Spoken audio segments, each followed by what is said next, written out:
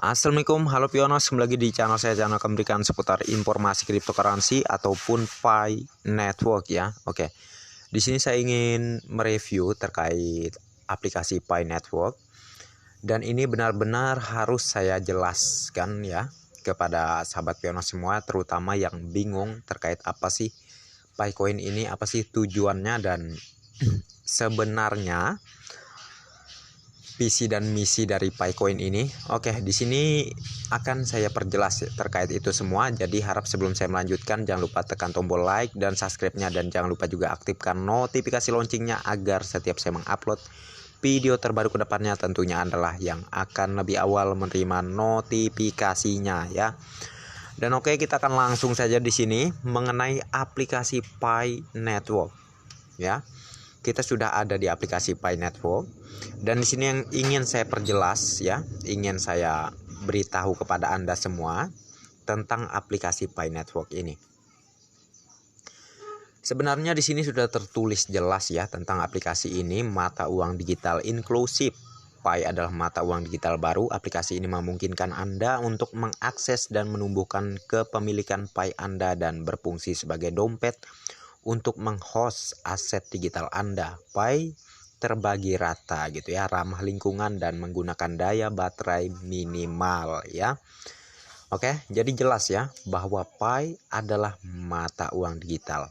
Bukan yang disebutkan di sini adalah cryptocurrency baru, itu enggak ya. Oke. Jadi ini sangat-sangat masuk akal sekali diedarkan secara global di seluruh negara ya, karena visi dan misinya adalah menjadi mata uang digital ya. Dan mengapa nilainya akan sangatlah tinggi ya? Tentu kalau misal nilainya rendah, maka proyek ini dipastikan akan gagal gitu ya. Mengapa demikian? Karena seorang Elon Musk, orang terkaya di dunia, terkaya nomor 1 di dunia, akan lebih mudah memborong semua koin Anda ya. Dan ini sangat sangat tidak sesuai dengan visi dan misi dari proyek Pi Network ini. Visi dan misinya adalah untuk masyarakat biasa ya, untuk menuju kebebasan finansial ke depannya. Maka dari itulah nilainya pun harus tinggi, karena ini proyek untuk jangka panjang, bukan untuk sesaat setelah listing. Misal harganya di $1 ya, maka akan lebih mudah diborong oleh seorang miliarder yang saya sebutkan tadi, yaitu Elon Musk. Dan tentu ya fake proyek ini gagal gitu ya. Jadi kalau Anda membandingkan Picoin dengan cryptocurrency yang dulu-dulu gitu ya, atau airdrop yang bisa diklaim melalui Telegram gitu ya, Anda sangat salah sekali ya terkait hal ini. Karena Pi Network ini berbeda jauh dari cryptocurrency sebelumnya, ataupun Anda sebut koin micin ya, itu nggak ada bandingannya sama sekali dengan proyek Pi Network ini ya.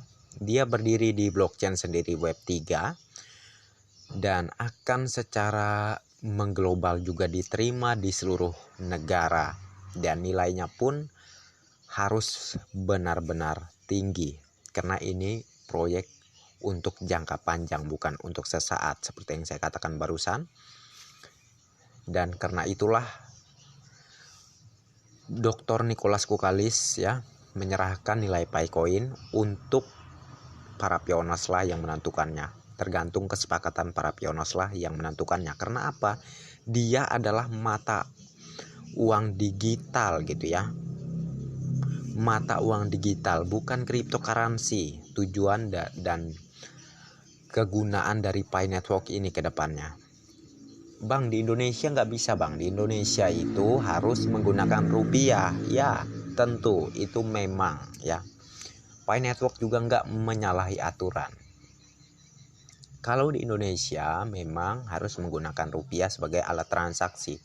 Pi Network ini akan tetap bisa digunakan di Indonesia, yaitu sebagai cryptocurrency ya, karena dia memiliki dua sisi, yaitu mata uang digital ataupun cryptocurrency gitu ya. Jadi kalau misalnya negara luar sana seperti halnya di China gitu ya, mereka setuju-setuju aja atau fine-fine aja terkait di negara mereka tersebut menerima Picoin sebagai mata uang digital, ya oke-oke aja. Jadilah mata uang digital yang digunakan langsung untuk transaksi tanpa harus dikonversikan ke uang yuan mereka gitu ya di negara mereka tersebut. Namun kalau di Indonesia sendiri nggak bisa ya. Di Indonesia sendiri harus dikonversikan, dirubah dulu ke rupiah baru bisa digunakan sebagai alat transaksi. Ya bisa, memang kayak gitu memang aturannya. Dan itulah yang akan terjadi ke depannya. Dan untuk nilai Picoin, seberapapun tingginya ke depan itu tidak bisa diungkiri ya, tidak bisa dipatahkan. Yang mana kalau kesepakatan para pionas untuk nilai mata uang digital Picoin ini setara dengan 314.000 sekian US dollar gitu ya, ya fine-fine aja, pantas-pantas aja. Karena dia untuk proyek jangka panjang, bukan untuk proyek sesaat gitu ya. Dan tujuannya untuk orang biasa menuju kebebasan finansial ya ke depannya.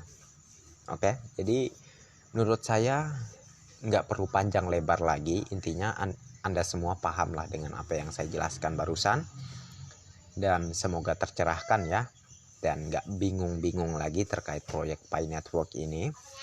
Semoga bermanfaat informasinya, dan silahkan share ke sosial media manapun atau ke grup manapun ya, khususnya grup para pionas Pi Network, agar mereka tercerdaskan dan tidak ditipu oleh kaum tukang serok gitu ya.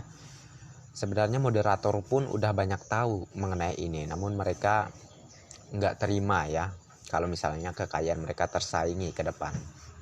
Makanya mereka bersikeras ya membandingkan Picoin ini dengan iDrop atau koin micin gitu ya, ataupun kelompok mereka yang tukang serok semuanya itu ya kurang lebih seperti itu. Mereka akan membuat persamaan Picoin ini dengan koin micin, koin iDrop atau cryptocurrency sebelumnya ya. Padahal pada kenyataannya mereka sebenarnya tahu apa visi dan misi dari proyek Pi Network ini. Ya, adalah untuk yang saya sebutkan barusan, tentunya nggak usah saya sebutkan lagi ya.